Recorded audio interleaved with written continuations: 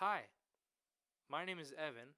This is It's Evan, and today I am discussing Godzilla vs. Kong, the film that came out today, Wednesday, March 31st, on HBO Max and in select theaters. So I just got back from the movie. It started at around 7 ish, and I got home around 10, and I've spent the last hour and a half trying to get my recording stuff to work. So I'm crossing my fingers that there's no weird audio bugs that future me is going to have to deal with. So if you're seeing this and it sounds good, how about you leave a like and consider subscribing? You don't have to do it, but it would really help me out if you would think about doing that. Anyway, so I'm going to go ahead and hop into the movie now that I've done that selfless shill, and let's get into it.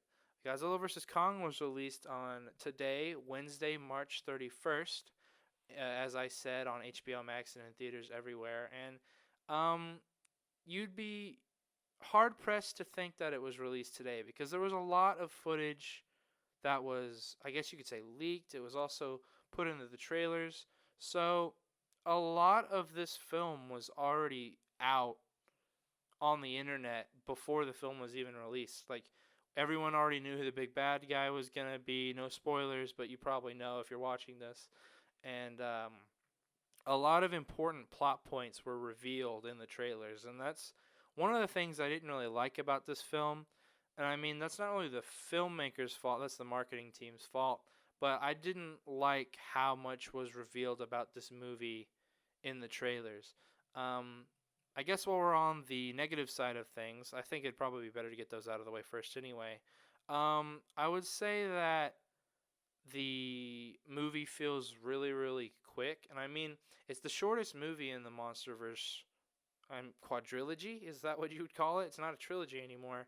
The four MonsterVerse movies that have been produced, this being the fourth, it is the shortest. It's not even 2 hours long, and it really, really shows.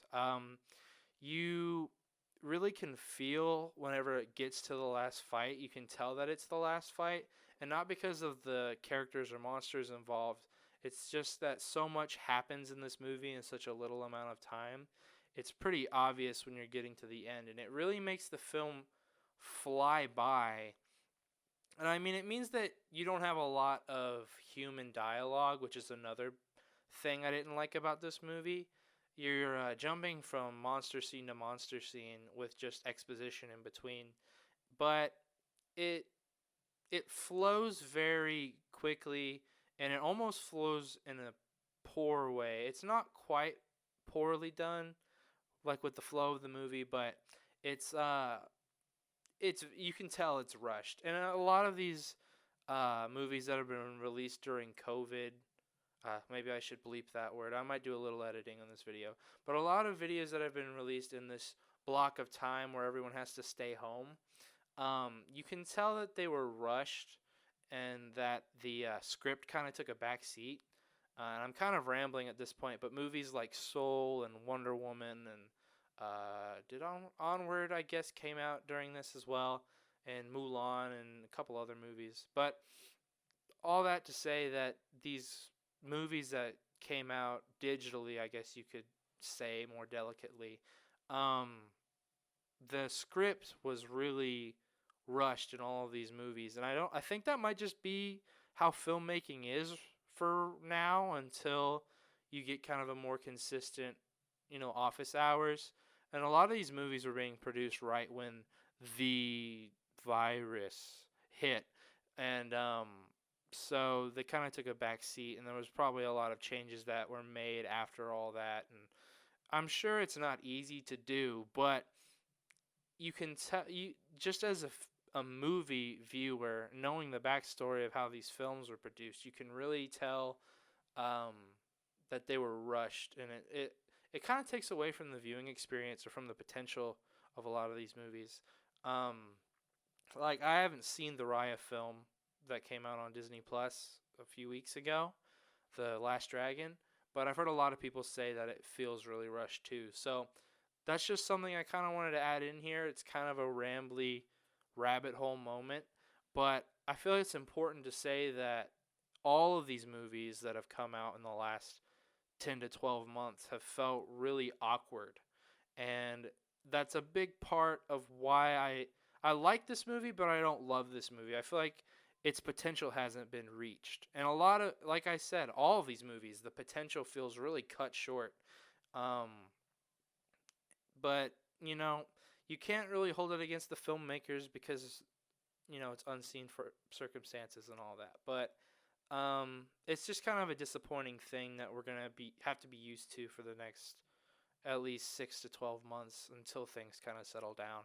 But with all kind of the crappy stuff out of the way, there's one other thing I want to mention is the dialogue is kind of cheesy, but you expect that with, monster movies and monsterverse movies and things like that. Is it's just really kind of a cheese ball, but I find that kind of charming about movies like this. But for like normal sci-fi fans or film fans or fans in general or just someone that's going into this movie blind, the the cheese can be overwhelming. Um, like of course there's the scene from the first trailer where the Russell doctor, I don't remember what his name is. Mark Russell, that's his name. All right, his name is Mark Russell. There's a scene where Mark Russell in the trailer says Godzilla is hurting people and we don't know why. And that's kind of an eye-rollingly cheesy moment. And there's a few earthquake. Sorry. There's a few of those moments in this movie that just kind of make your eyes roll to the back of your head, and I like it. I find it charming, and that's why I kind of watch Godzilla movies because even the old movies were cheesy because it's just a guy in a suit knocking down miniatures. But um, I hit my mic stand. it it it's a really cheesy movie, and if you're not into that, it can be kind of overwhelming, and it can kind of be a turnoff if you already don't like Godzilla movies or sci-fi or whatever. But all that out of the way, I actually liked this movie quite a bit. I know it sounds like I'm really ragging on it, but the music in this movie, I might have said that earlier, but the music is phenomenal. Like, they take the music from the original, I think it's a 1954 movie, or it might be Godzilla Raids Again, but it's the I know that's stupid, but it's that song from the Godzilla movie, and they redo it so that it kind of fits the theme of the current MonsterVerse Godzilla, who's like this big force of nature, and it just makes you feel intimidated by and like overwhelmed, and I really love it. Like I want to buy this soundtrack just to like pump me up when I'm lifting weights or going to physical therapy or whatever. But Junkie XL, the guy who composed the music, great job. Chef's kiss, best music in the MonsterVerse in my opinion. The CG also, um, it leaves you speechless at moments. Like King Kong, especially. I don't know if they call him King Kong necessarily, but Kong looks so freaking amazing in this movie that I mean, I'm speechless. Like I don't know how to put it into words how great he looks. I mean, you can kind of see it in the trailers, but the entire movie, I was just taken aback at how good he looks. And I know that sounds really lame, but as a artist, if you want to call me that, I was blown away with how great this movie looks as from a CGI standpoint. Godzilla as well looks really good, but Kong is just like it. It's not revolutionary CG or anything, but with what we have now, it's phenomenal, and I really, really love it. Also, the fight scenes, even though there are a lot of them, they all are really, really, really great. Excuse me. Um, and as a MonsterVerse fan, our prayers have been answered. They finally did some fights in the daytime, and they look so great. I was smiling like a little boy the entire movie, as far as, or the entire fight scenes, I should say. I mean, I'm grinning now, but I was big cheese in the entire fight scenes. Like every fight scene that there was, I was just like I was when I was a kid, and I was watching like I really liked the '98 Godzilla as a kid because I that was my first Godzilla movie. But I was smiling and grinning and laughing the entire time. And these fight scenes, not only are they fun, but there are some brutal kills in this movie. Um, I say yeah, I would say there's three that I can think of that I was just like leaning over on my friend's shoulder. I was like, this is insane. And like, I went and saw this with a group of friends, and none of them are really Monsterverse geeks like me. But even they enjoyed the fight scenes and stuff. And I think that kind of speaks to how over the top a lot of it is. And I'm going to start rambling if I keep going on about the fight scenes and the kills. But I love the kills in this movie. Um, and as far as positives go, that's probably where it cuts off, but it's super positive. Like in my opinion, the good outweighs the bad, but I went into this movie with such high expectations that they weren't really met, and that's on me, obviously.